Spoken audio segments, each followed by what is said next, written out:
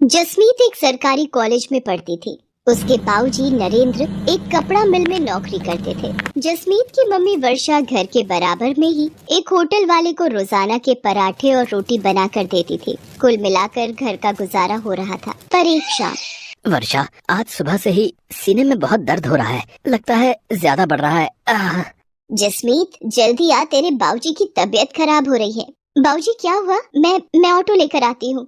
जसमीत और वर्षा नरेंद्र को हॉस्पिटल लेकर जाती हैं। डॉक्टर नरेंद्र का ईसीजी करता है और उसमें कुछ कमियां आती हैं।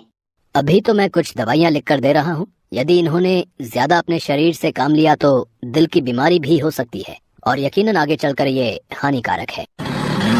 बाबूजी, अब आप कुछ दिन बिल्कुल काम पर नहीं जाओगे, बस घर पर आराम करोगे। पर जसमीत बेटा, अगर मैं काम पर नहीं गया तो मुझे तनख्वाह काट कर मिलेगी और मिल के मालिक मेरी जगह किसी और को नौकरी दे देंगे। पर बाबूजी, आपकी तबीयत भी ठीक नहीं रहती है। डॉक्टर ने आपको आराम करने के लिए बोला है।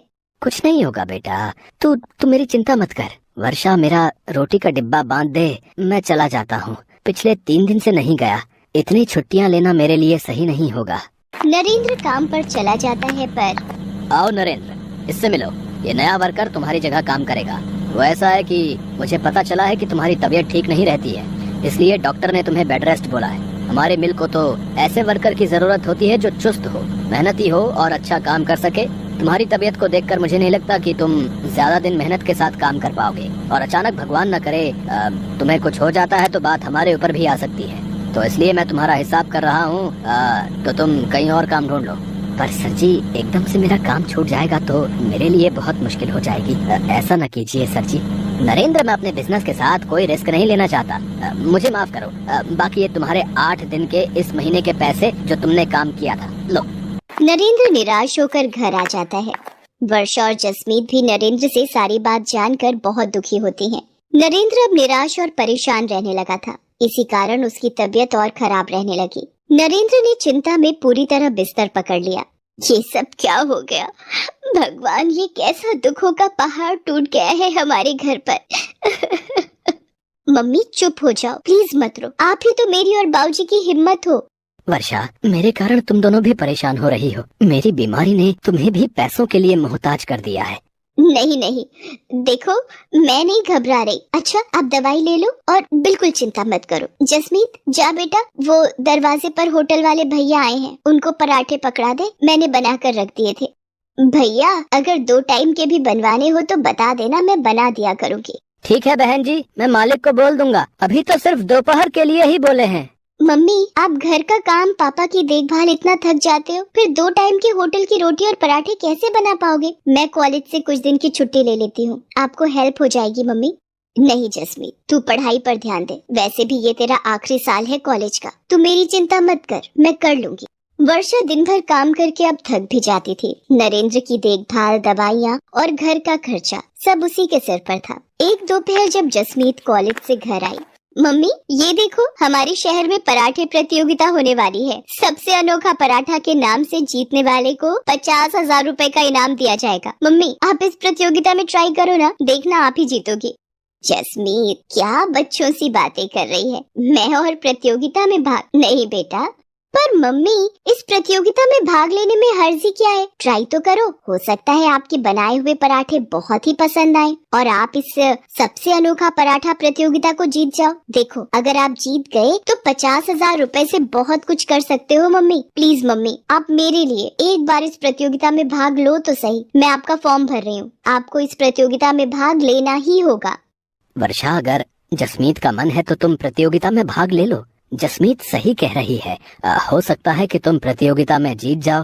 जीतना हारना तो भगवान के हाथों में होता है, पर बिना भाग लिए हार मान लेना ये भी तो सही नहीं है ना। तुम्हें अपने हुनर को दिखाना चाहिए, छिपाना नहीं। ठीक है, अगर तुम दोनों कहते हो तो मैं इस प्रतियोगिता में भाग ले लेती हूँ। ये हुई ना बात मम्मी। पर आप कौन सा पराठा बनाओगे जिससे आप ये प्रतियोगिता जीत जाओ? ये सोचना पड़ेगा। एक्सक्यूज मी मैम, आपका पिज्जा ऑर्डर था इस पते पर? भैया, वो सेम एड्रेस हमारी पीछे वाली गली में है, वहाँ का ऑर्डर होगा। हमारे बैक साइड के घर का भी यही पता है। पिज्जा का नाम सुनकर तो मम्मी मेरे मुंह में पानी आ गया। गलती से वो डिलीवरी करने वाला भैया हमारे घर पर आ गया था। मम्मी, क्या आप पराठे को पिज्जा का लुक दे सकते हो? एक नए तरीके का पराठा। कोशिश कर सकती हूँ, तू मुझे पिज्जा में लगाने वाला सामान ला दे। जसमीत वर्षा को सारा सामान ला कर दे देती है। वर्षा अपनी मेहनत और कोशिश से एक पिज्जा पराठा बनाती है। मम्मी, ये पिज्जा पराठा तो बहुत ही टेस्टी बना है और देखने में भी कितना सुंदर लग रहा है। मम्मी, क्यों ना आप यही पिज्जा पराठा सबसे अनोखा पराठा प्रतियोगिता के लिए बनाओ। जसमीत की बात मानकर वर्षा प्रतियोगिता में पिज्जा पराठा बनाती है। प्रतियोगिता में बहुत से लोगों ने हिस्सेदारी की थी, पर वर्षा के हाथ का बना पिज्जा पराठा देखकर जज करने वाले शेफ बहुत ही चकित रह जाते हैं। दोस्तों, बहुत से पराठे देखे पर ये पिज्जा पराठा पहली बार देखा। वर्षा जी ने इस पिज्जा पराठे पर लेयर बनाकर इसे बहुत ही खूबसूरत ढंग से प्रेजेंट किया है और खाने में भी ये बहुत ही स्वादिष्ट पराठा है। इसके लिए हम सभी जजेस की सहमति से वर्षा जी को सबसे अनोखा पराठा प्रतियोगिता की विजेता घोषित किया जाता है और ये 50,000 का नकद इनाम भी इन्हें दिया जाता है। रोहित, एक अनाउंसमेंट मुझे भी करनी है। वर्षा जी ने जिस तरह आज पिज्जा पराठा एक नए तरीके से यहाँ पर प्रस्तुत किया, ये देखकर मुझे काफी प्रसन्नता हुई है। मैं चाहता हूँ वर्षा जी मेरे साथ मेरे अपने कुकिंग टीवी शो में हिस्सा लें और मेरे शो का हिस्सा बने। इसी के साथ तालियों की गड़गड़ाहट के बीच वर्षा की आंखों में खुशी के आंसू आ जाते हैं। वो अपनी बेटी जसमीत को गले से लगा लेती है।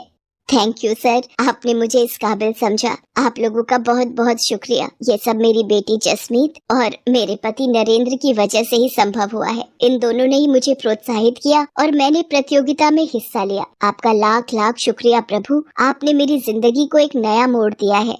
Love you mummy. मेहनत और लगन से व्यक्ति अपने जीवन में बहुत कुछ हासिल कर सकता है और यही वर्षा ने कर दिखाया। धीरे धीरे वर्षा के पिज्जा पराठे की प्रसिद्धि दूर दूर तक फैलने लगी। पिज्जा पराठा के नाम से वर्षा ने एक नया होटल खोल लिया।